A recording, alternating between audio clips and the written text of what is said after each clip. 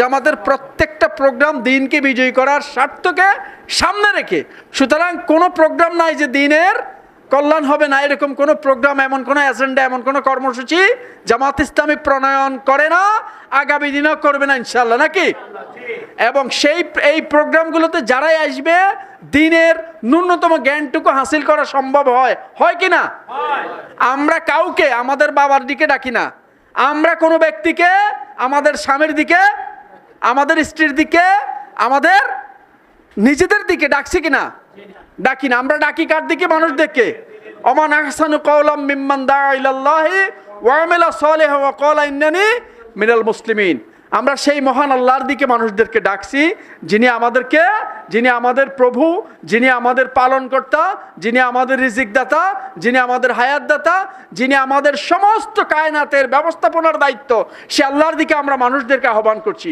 আমরা প্রত্যেকেই আজকে এখানে আপনারা ৬০-৭০ জন লোক আছেন, আমরা মনে করি এই ওয়ার্ডে ভোটার সংখ্যা ৪,৫০০, ৩,৫০০ নাকি? ৩,৫০০। তো পুরুষ সংখ্যা ১৫০০-১৬০০ হবে। এর মধ্যে থেকে আপনারা তাদের রিপ্রেজেন্টেটিভ হিসেবে এখানে আসছেন। প্রত্যেকের কাছে এই দাওয়াত পৌঁছে দিতে হবে। জামাত ইসলামের দাওয়াতের নাম কি? লা ইলাহা ইল্লাল্লাহু মুহাম্মাদুর রাসূলুল্লাহ। এই দাওয়াত হচ্ছে কার দাওয়াত? জামাত ইসলামের দাওয়াত। জামাত ইসলামের এই দাওয়াতকে সমন্বিত করার জন্যই কাজ করে, জামাত ইসলামের এই দাওয়াতকে প্রতিষ্ঠা করার জন্য কাজ করে।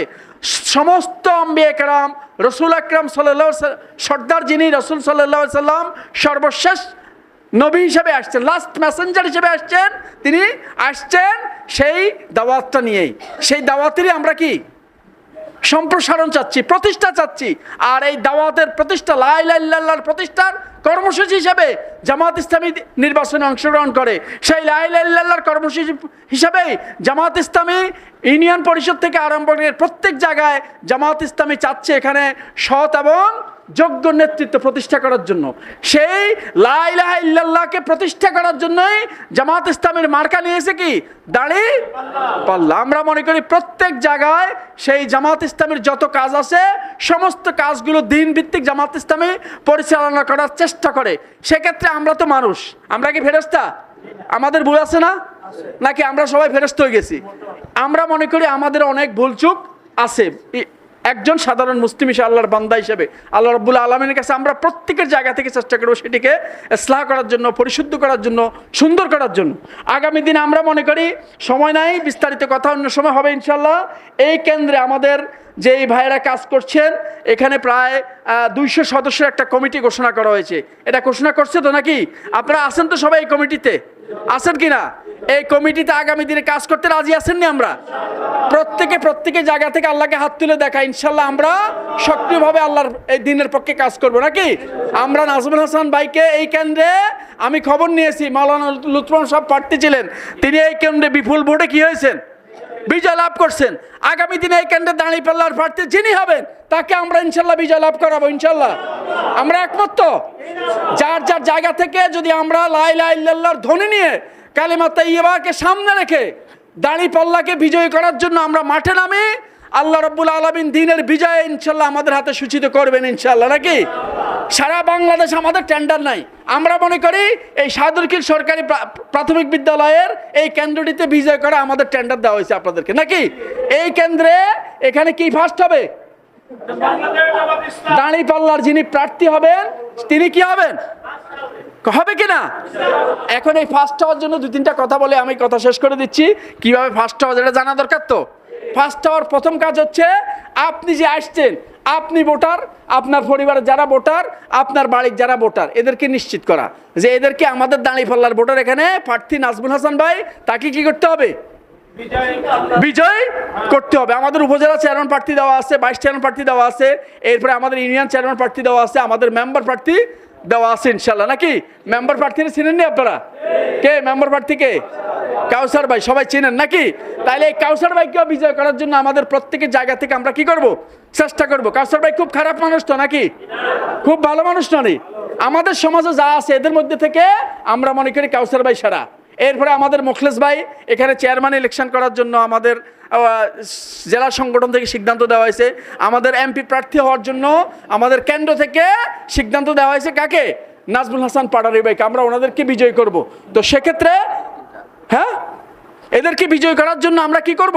আমরা মনে করি প্রত্যেকের জায়গা থেকে প্রথম কাজ হচ্ছে ওই যে আমার বাড়ি এবং ঘরে এটা দাওয়াত পৌঁছে দেওয়া, নাকি? আমরা বাড়ি ভিত্তিক যে এখানে যারা আছেন একই বাড়ির লোক থেকে একজন করে হাত তোলেন, যে এক বাড়ি থেকে একজন করে আসছেন, এরকম কারা কারা আছেন তারা হাত তোলেন যে বাড়ি থেকে। তাহলে কত বাড়ি আসছে এখানে? কত বাড়ি আসছে? 60 বাড়ির লোক আসছে, নাকি? প্রায় 60 বাড়ির লোক আসছে। তো 60 বাড়ির লোক মানে কি?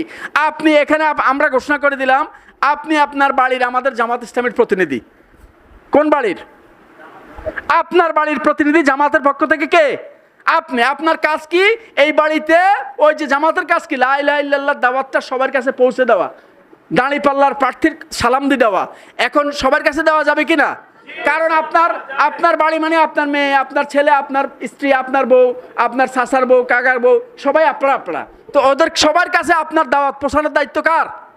আপনার। আমি মনে করি এই প্রত্যেকের বাড়ি ভিত্তিক এখন দায়িত্ব দেওয়া আজকে শেষ। এই ইউনিয়নের 60টা বাড়ি আমাদের কি হয়েছে? দাওয়াত দেওয়ার আওতায় আমরা আসছি। দেওয়া যাবে নি? পারবেন না আপনারা? ইনশাআল্লাহ। তাহলে এই প্রথম কাজ শেষ। 2 নম্বর কাজ হচ্ছে ব্যক্তিগতভাবে সবাই সিদ্ধান্ত নিতে হবে। অনেকে আব্বাকে ভেজাল বাজায়, কয় যে কি হয়েছে জামাত ইসলামী দাঁড়িপাল্লা রেজাকার এই সেই কয় না আমাদেরকে, কয় কি না? রক কাটি হেলায়, ইয়ে করি হেলায়, কিত্তে হেতা করে লাগা হাঁটবা সমস্যা। জি ঠিক আছে। তাহলে এই রক কাটি ফেলায় বা দাঁড়ি ফেলা যে অপপ্রচারগুলো আছে এগুলোর জবাব দিতে হবে। একজন দেখান, নাকি? মাওলানা মরহুম দেলোয়ার হোসেন সাইদি সাহেব, আল্লাহ রাব্বুল আলামিন তাকে শহীদের মর্যাদা দান করুক, তিনি সংসদে দাঁড়িয়ে বলেছিলেন আপনারা যদি কেউ প্রমাণ করতে পারেন জামাত ইসলামের কোনো লোক, শিবিরের কোনো লোক কারো দাঁড়ি কি কাটছে, রক কাটছে, তাহলে আমি এই জাতীয় সংসদ থেকে পদত্যাগ করবো। আজকের এই সংবাদ কেউ কি প্রমাণ করতে পারছে? কেন পারে নাই? কারণ ইসলামী ছাত্র শিবির, জামাত ইসলামী এদেশে মানুষকে দ্বীনের দাওয়াত দেয়, কাউকে দাঁড়িয়ে পায়ের রক কাটার জন্য জন্ম হয় না। ইনশাল্লাহ আসুন আমরা জামাত ইসলামের পতাকা তলে ঐক্যবদ্ধ হব, ইসলামের পথে, দ্বীনের পথে, জান্নাতের পথে আমরা অগ্রসর হব ইনশাল্লাহ, নাকি?